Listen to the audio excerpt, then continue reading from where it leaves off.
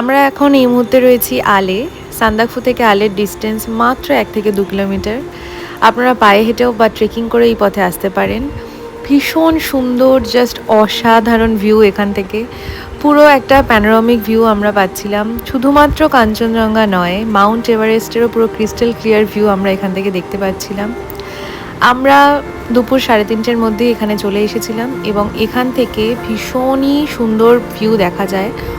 11,500 fit উঁচুতে এসে পৃথিবীটা ঠিক কীরকম দেখতে লাগে এখানে না আসলে কিন্তু জানা যাবে না। এখানে এসে রীতিমতন মাথা খারাপ হয়ে গিয়েছিল আনন্দে, এক্সাইটমেন্টে। একটা রাত তো ঘুমই হয়নি যে যদি মিস করে যাই, যদি সানরাইজ মিস করে যাই। সেই পার্টটা ডেফিনেটলি এর পরের পার্টে আমি দেব। আপাতত সানসেটটাকে এনজয় করি। আস্তে আস্তে অনেক লোকজন এসে গেছে এবং যারাই এসেছে তারা বেশিরভাগই সবাই ট্রেকাররাই এসেছিল।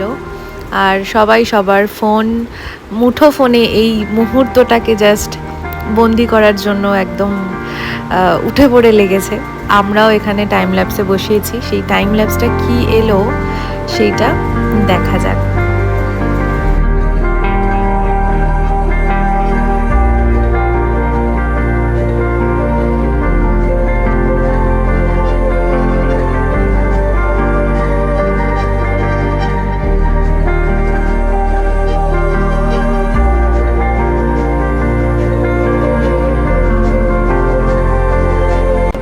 কি অপূর্ব না?